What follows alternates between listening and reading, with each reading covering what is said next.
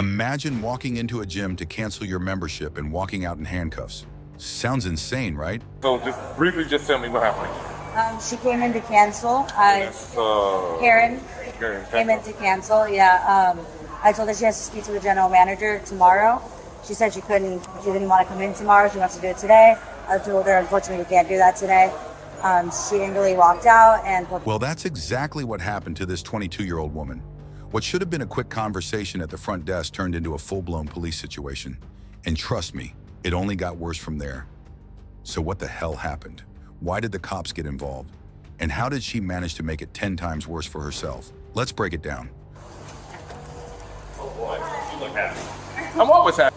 So she said that she was up here and everything, and she was everything that you said, but I ain't pull a fire alarm. So is there no way that you guys can get anything of her pulling that fire alarm? Y'all have. When officers arrived, they immediately speak to the gym's front desk staff. According to them, the woman walked in demanding to cancel her membership, but there was a problem. The manager wasn't there, and according to gym policy, she'd have to wait or pay a $100 cancellation fee. She refused. Instead of accepting the situation, she became angry and confrontational. When she was told the only other option was to pay for 3 more months, she began arguing with employees, calling the policy unfair. She refused to leave and insisted they cancel her membership immediately. Yes, ma'am. Can you check with the call taker and see if this young lady is on the phone with 911 right now? 10-4, we're getting another call. Looks like she just on the desk about 2 minutes ago, rambling about being upset, and I think the call taker may have disconnected it so they could hear the deputy in the background. Okay. The officer listens carefully, then asks, "Where is she now?" That's when the employee reveals something unexpected. She's outside the gym, but something happened right after she walked out. Just minutes after she stormed out, the fire alarm suddenly went off. Gym staff immediately suspected her. Employees rushed to check the security cameras, and sure enough, there she was, pulling the alarm. The footage clearly shows a woman, matching her exact clothes and hairstyle, reaching up and grabbing the alarm handle. Okay, so when you left out, why did you pull the fire alarm? I was on the phone. I didn't pull it. So you're saying you did not pull the fire alarm? So the camera that they have in there is somebody else. It's not you. I was on the phone. I was talking to somebody else. I was talking to another. No. Listen, I understand that you were talking to somebody else. I get it. You was on the phone with somebody, with some other crunch that you was trying to. So what I'm saying is. And then it was pretty shady. I had an argument with them when I signed up to. Before you start veering off somewhere else, I just want to make sure, because just know that you're on my camera, right? Oh. So you're saying that you did not pull that fire alarm? Yeah. You did not pull it. That's what you're saying? Yes, no? Okay. Yes. So the camera. So who was that on that camera that pulled the fire alarm? That was not you. Same height, stature, everything you was wearing. It was not you. Somebody else. Moments later, alarms blared throughout the building, forcing employees and customers to evacuate. Now, what was just an argument about a gym membership had turned into a crime. The officer heads outside to confront her. When the officer approaches her, he immediately asks, "Did you pull the fire alarm?" Without hesitation, she denies it. She looks him straight in the eye and says, "It wasn't me." The officer remains calm, but he isn't buying it.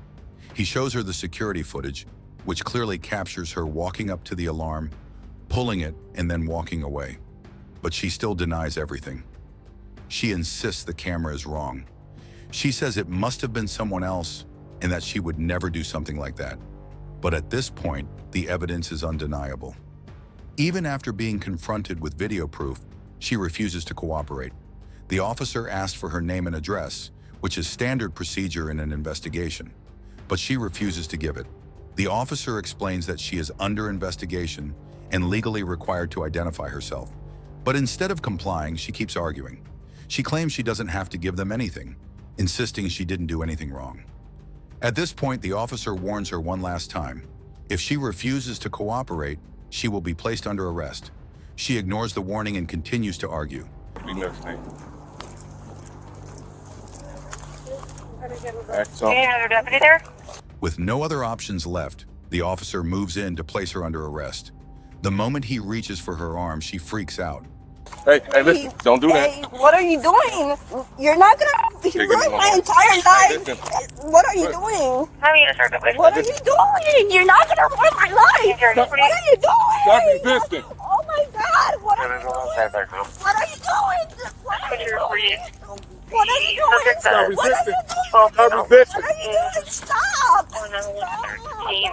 Stop! What are you Six doing? out 12 reason for. Stop! Give me this, man. Help! Help! Help! Help! Help! Help! Help! She yells, "Don't touch me," and tries to walk away. Now she's outnumbered, but instead of surrendering, she starts resisting. She pulls her arms away, twisting her body to avoid being handcuffed. As the officers try to restrain her, she begins screaming. She yells, "Help! Help! I'm being attacked!" As if this is some kind of hostage situation. But she isn't being attacked. She's being arrested for a crime she just committed. Instead of calming down, she escalates things even further. She kicks, flails, and tries to break free from the officer's grip. She screams that she is being mistreated, making dramatic claims about police brutality. Hey, she's clear. All right. You got a cuff? Yep. Try to get together. No, I'm gonna spray you. Hey, Taser. Hey, I got this song. Just get together. I got this song. Get together. Why are you hurting me? Why are you doing this?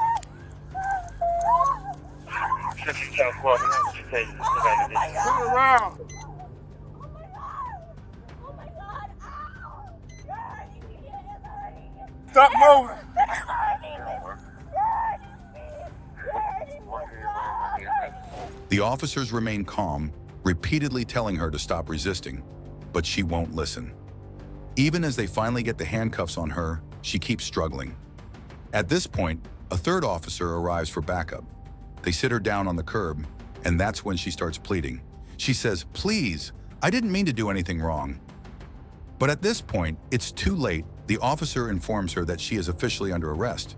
She shakes her head, muttering, "This isn't fair." But the reality is, she did this to herself. Now, instead of just paying a $100 cancellation fee, she is facing thousands of dollars in fines and possibly jail time. All of this over a gym membership.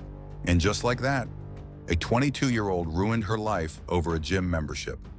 What started as a customer complaint turned into a criminal case. Should she have just walked away? Or do you think she was treated unfairly? Let us know in the comments.